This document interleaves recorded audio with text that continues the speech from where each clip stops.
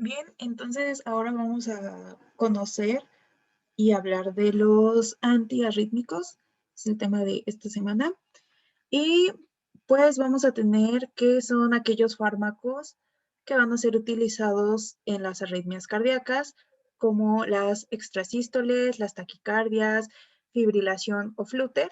Y en general también van a actuar modificando el automatismo, los periodos refractarios y la velocidad de conducción de las células cardíacas. Esto se va a dar principalmente debido a dos acciones. La primera va a ser la supresión de una actividad automática anormal o la segunda que va a ser la abolición de un circuito de reentrada. Este puede ser mediante la modificación de periodos refractarios o de velocidades de conducción.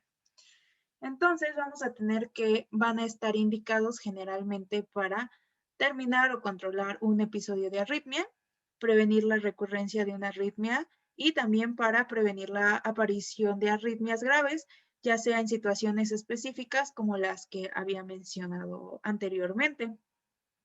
Y en cuanto a la clasificación, pues vamos a tener que la más conocida y la más aceptada corresponde al trabajo de Vaughan Williams, quien definió 4 modos principales de acción posibles de los fármacos, dependiendo del efecto sobre los canales que tengan. Puede ser en los canales de sodio, de potasio o de calcio. Entonces, estos mecanismos intracelulares que estén regulados por la actividad adrenérgica, la cual va a producir el potencial de acción de las células cardíacas. Y vamos a tener que las clasificaciones van a ser las siguientes. La clase 1 va a corresponder a los fármacos que inhiben el canal de sodio, lo que va a disminuir la velocidad de ascenso de la fase 0 del potencial de acción. Y a su vez, esta clase puede ser subdividida en 3 categorías, que van a ser las que se muestran aquí. Estas van a estar divididas de acuerdo a su efecto sobre la duración del potencial de acción. La clase 1A van a ser quienes prolongan la duración del potencial de acción.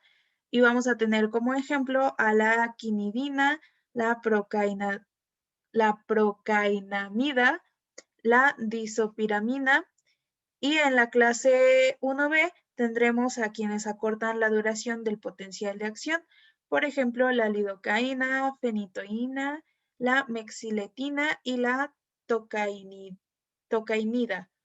Y por último, la clase 1C, quienes no van a modificar sustancialmente la duración del potencial de acción, por ejemplo, la flecainida, lorcainida, propafenona y la moricicina. Esta clase va a ser la única que va a tener subdivisiones, pero generalmente van a actuar todos en la fase 0. Más adelante voy a explicar gráficamente dónde se encuentra la fase 0, pero todo esto hace referencia al potencial de acción cardíaco. La clase 2, como ya habíamos visto antes, van a ser los beta bloqueadores y va a estar constituida básicamente por este tipo de fármacos que disminuyen la velocidad de la despolarización diastólica de las fibras de conducción lenta. Vamos a verla ubicada en la fase 4 del potencial de acción y no hay que confundirnos porque muchas veces nos equivocamos o nos confundimos en que en la clase de los antiarrítmicos y la fase del potencial de acción. Entonces, es diferente y hay que como tener bien determinados en dónde se encuentran cada uno de estos, más bien en qué fase actúan estos fármacos. Eh, Volviendo al tema, eh, pues una vez que produce una disminución del automatismo sinusal, va a aumentar el periodo refractario y a su vez disminuir la velocidad de conducción del nodo AB.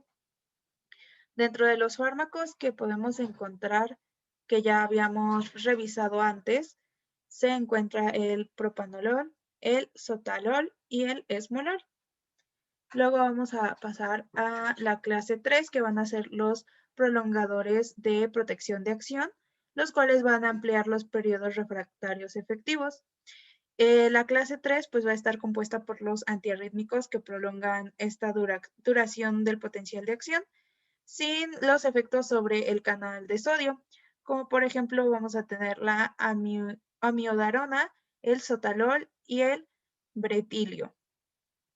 Y por último, aquí, bueno, dentro de esta clasificación vamos a tener a la clase 4, que van a ser los bloqueadores de los canales de calcio, quienes corresponden a estos mismos bloqueadores y actúan sobre los potenciales de acción de las fibras de conducción lenta, lo cual va a producir una disminución de su velocidad de conducción y también va a aumentar sus periodos refractarios. Dentro de esta clase vamos a tener fármacos como el verapamil, diltiazem y el bepridil. Y aunque no se encuentran en esta tabla, vamos a tener otros fármacos que se consideran como antiarrítmicos, pero no van a entrar en ninguna de las otras clasificaciones que acabamos de ver. Dentro de ellos vamos a encontrar a la adenosina y a los digitálicos, de los cuales ya había hablado anteriormente al inicio de este bloque. Y en general, dentro de los efectos secundarios que se ocasionan debido a el consumo de este tipo de fármacos, es que cuando se suministran debemos tener en cuenta que la mayoría de los casos, los niveles terapéuticos a los que se prescriben este tipo de fármacos están muy cercanos a los niveles tóxicos y por lo tanto pueden llegar a tener efectos proarrítmicos. Entonces, en lugar de controlar estas arritmias que se tienen, vamos a tener el efecto contrario y nos van a dar consecuencias como pues las taquicardias ventriculares, van a enaltecer la frecuencia auricular durante el flúter, también puede haber un enlentecimiento marcado de la conducción intraventricular, una inducción de taquicardia ventricular u otras arritmias ventriculares malignas. Entonces, en general, el tema o la clasificación de los antiarrítmicos, pues no está muy complicado. Y en cuanto a su mecanismo de acción, podemos explicarlo con el siguiente esquema. En la imagen, lo que vamos a ver son diferentes regiones del corazón. Estas dos van a ser diferentes regiones del corazón y cada una va a tener pues su respectiva actividad eléctrica. Como podemos ver, las ondas, aunque llevan una dirección igual, suben y luego bajan, van a tener van a ser diferentes en cuanto a la actividad eléctrica, ya que esto va a depender de los diferentes tipos de canales iónicos que se ubiquen en cada región. Por ejemplo, aquí en la fase 0 podemos ver un canal de sodio, mientras que en la fase 0 vamos a ver que se encuentran canales de potasio. Pero van a funcionar de cierta forma similar en cuanto a lo que ya mencionaba, de su ascenso y su descenso. Pero bien, ahora pasando a los grupos y una vez que ya conocemos esto que acabo de decir, vamos a ver que el grupo 1, como se marca aquí, va a funcionar en los canales de sodio en la fase 0, ya que para empezar son los únicos que se encuentran aquí en la despolarización. Y luego vamos a tener al grupo 2 y 3, quienes pueden actuar en las diferentes regiones. Pueden actuar en ambas. Y por último, el grupo 4, que va a actuar específicamente en la fase de meseta en esta región, en los canales de calcio, como vemos aquí que está señalando la flecha. Sin embargo, la segunda flecha que señala esta región está un poco movida. realmente debe señalar estos canales que se encuentran aquí abajo, ya que vamos a tener, como mencioné antes, el grupo 4 va a actuar específicamente en los canales de calcio. Y aquí, ya por último, vamos a tener estos esquemas que va a ser un pequeño repaso de lo mencionado o lo más esencial que tenemos que saber sobre los antiarrítmicos.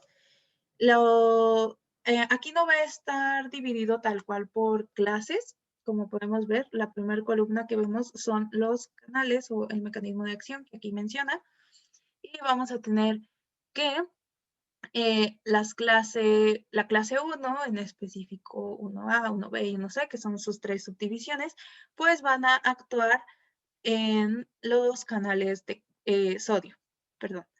Y vamos a tener que el 1A va a ser de acción intermedia, 1B de acción rápida, 1C de acción lenta. ¿Y para qué nos va a servir saber su acción específica de cada uno? Bueno, pues esto nos va a ayudar a saber qué tipo de fármaco vamos a prescribir dependiendo de la enfermedad o los síntomas que presente nuestro paciente. Y justamente en esta parte del esquema nos va a decir pues las indicaciones para las que están dados los fármacos que anteriormente pues ya había mencionado.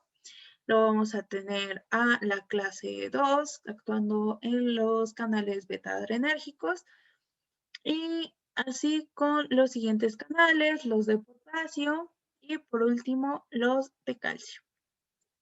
Y pues ya esto es como todo el tema. Ya sabes, si tienes alguna duda me avisas y trato como pues de explicártelo de alguna otra forma. Y si no, pues entonces ya la siguiente semana terminaríamos con lo de, con el tema cardiovascular.